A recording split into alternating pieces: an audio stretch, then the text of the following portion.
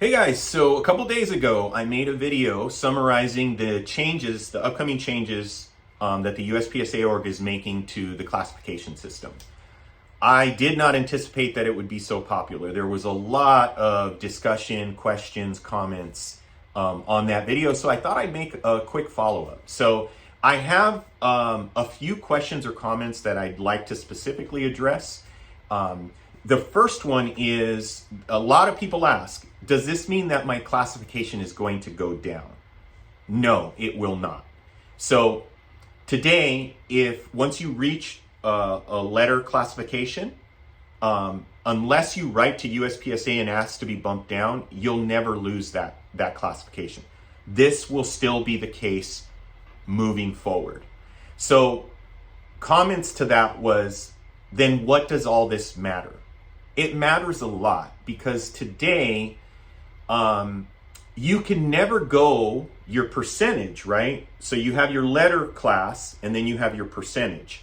Your percentage can never go below 5% of whatever the lower threshold is for your current classification. So for example, I'm A class. I can never drop below 70% because any score on a classifier that's below 70% is not counted. This change, scores below 70%, well below 70%, will count.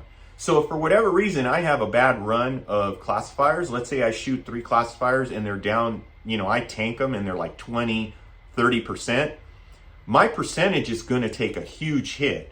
I may go down to like 45%. So now all of a sudden, for me to get up to M class, to reach M class, which is 85% or higher, that's going to be a big hill for me to climb, right? So it definitely does matter, and it's going to change the dynamic or the way people approach classifiers. They're going to approach them and shoot them, at least for most people, the way they would shoot any other stage. Because any other stage, if you shit the bed, it counts towards your overall match score, right? And that's the case with these changes that they're making to the classifier system. So when I go and I shoot this classifier, I'm not going to have this idea of, I need, a 95% to get to M class. So I'm going to shoot for the fences. I'm going to try and knock this out of the park. If I connect, great. If I don't, it's probably going to be such a shit score that it's not going to count. It's going to eliminate that for the most part. Now, somebody brought up the G code, and it's not the G spot, guys, and I know you guys have trouble finding that one, but the G code. So the G code, what that is today, any score that's between 0 and 2%, it's flagged with a G code. Those do not count. So as it stands right now, the way that the announcement went out and the rules that were posted, G codes will still continue. So any score 0 to 2% will not be counted in your last 8, right? It'll be omitted. Now, there is some talks behind the scenes, and I've asked some people that are on the committee or have intimate knowledge of what's going on. They are discussing removing the G code. Now, the first thing that came to my mind is, if I zero the stage because I did not shoot it, let's say, for example, I have to leave early. In the score, that's a 0%.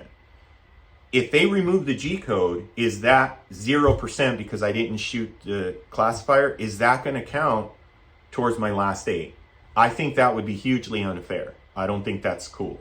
So I think that's why initially they may have said the G code will remain, and now they're having discussions, and hopefully these guys are pretty smart that are on this committee, I can tell you that. They're probably looking at all of these nuances or these exceptions that they'll have to make sure aren't counted towards your classification, and only true zeros on a classifier that you actually shot will be included. So I think those things they need to still work out, and hopefully before the 45 days is up, they'll be able to figure it out, and the G code won't continue, because as it is right now. Now, instead of like sandbagging, if I'm not shooting the classifier well, I'm noticing that my points are down, I just have to make sure it's below a 70.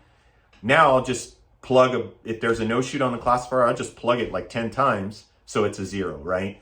So again, still a way to game it. And that said, personally, there's always going to be people out there, and I think they're the exception, that are going to figure out ways to game any system.